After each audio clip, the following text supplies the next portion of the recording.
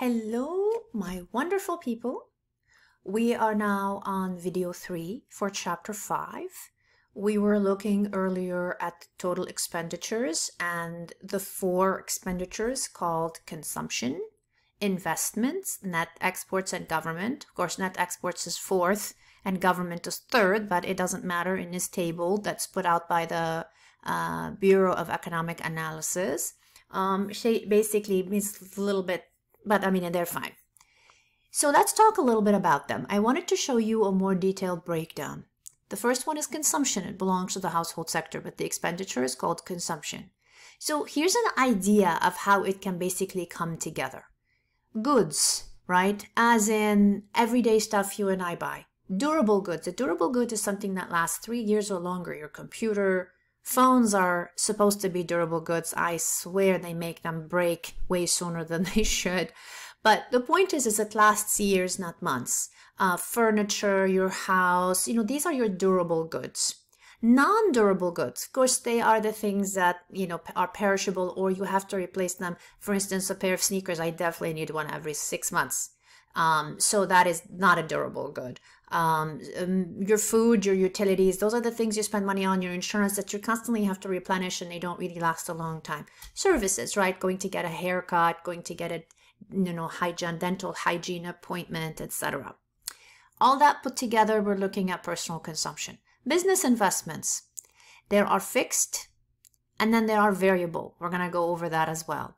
But non-residential, commercial real estate, capital goods, right? Capital goods meaning, in this case, equipment, vehicles for transportation, mainframes, just having computers, cashier, checkout kind of, stations, just all of that. Intellectual software, for instance, residential, and changes in inventory.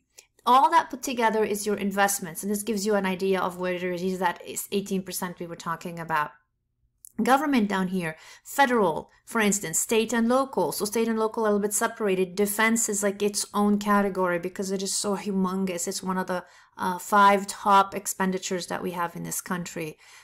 So net exports, the import part, the export part. This is basically the breakdown of it and how we come up with our 100% down here. Now the components of GDP, let's look at that a little bit. Personal consumption, goods can be durable, cars, furniture, large appliances, right? Services include banking, healthcare, education. That's part of consumption. Business investments divided into subcomponents, fixed and variable. We'll look at that in a minute. Government spending, and then net exports. Of course, net is exports minus imports as we discussed before. And so this is what we're looking at a little bit more expanded. Now our next point here has to do with the 2 types of domestic investments. Remember, we don't really have to keep saying domestic. We just do for distinction, but it's enough to say investments. There are fixed investments and there are variable investments. Fixed does not mean nailed down. Fixed means it builds wealth. So when I ask you a question like, why are fixed investments in particular so important? Because that's the portion that builds the wealth. And you pretty much pay for it once. Think of your assets. If I told you to make a list of your assets, these are the things, if you were to sell them, they have a value, hopefully a value that appreciates over time, like your house, for instance, or your stock portfolio. And if you can sell these, you get money from them. The problem is that too big of a percentage of people's income is being spent on rather variable investments. Meaning, if you don't take a portion of your income and turn it into wealth, then money is never working for you. You're always just working for it. That's why we might say it's better to buy than rent. That's why we say buy your car, don't lease your car. This is why maybe we say put money in the stock market, right? But think of people who are accruing a lot of debt in their lives because they do things like eat out all the time and it's from tomorrow's money. Here's a rule of thumb. Try your best, except for something like a mortgage that can very much be an investment. Pay for things from yesterday's dollar. I also want to teach you something else that has always worked for me. I ask myself, not is this is $100, this is $200, is that okay? I say, this is 2 hours worth of work. right? This is a week's worth of work. This is 2 weeks. Is this worth 2 weeks of my work? Like, let's say, for instance, you want to buy a new TV. And it takes you a whole month or 2 months, depending on how expensive this TV is, and it depends on what your wages are. Let's say 1 month. Let's say it takes you 1 month to come up with the price of this TV. Ask yourself, if I worked all month and at the end of the month, instead of getting a paycheck, I'm going to get this TV. Is this TV worth it? Will you leave feeling, oh my God, I am so happy I now have this TV? Or will you say, that's it? I'm only getting a TV after I worked all month? Well, if that's the case, this TV is not worth it. So I find that thinking of how much effort it takes to buy something makes you a better money manager. Think of it as hours worked instead of dollars spent. The other thing that helps me is never saying I can't afford it. When, especially to children, I highly caution you, if you have children, when they want something, to say we can't afford it. Can't afford it often makes you feel like on your back foot. It makes you feel like you are sad about it. It makes you feel like the control is not within your grasp, that life is in control of you instead of you being in control of life. So when my daughter was little and sometimes she would want something and I am on a budget, I wouldn't say to her, we can't afford it. I would say, this is not the best use of our money. And I'm very proud of what a good money manager she is now that she's an adult. Because when you say, it's not the best use of our money, when you say, I don't spend money this way, we don't spend money this way, you're taking that power and you're putting it in your hands instead of having it be superimposed by you. I actually find, to stay disciplined, period, don't say I can't. I can't, you feel deprived, you feel downtrodden. Say, I don't. I don't eat sugar. I don't spend money at the casino. I'm not telling you not to spend money at casino. I'm saying, if you don't want to spend money that way, don't say I can't go to the casino.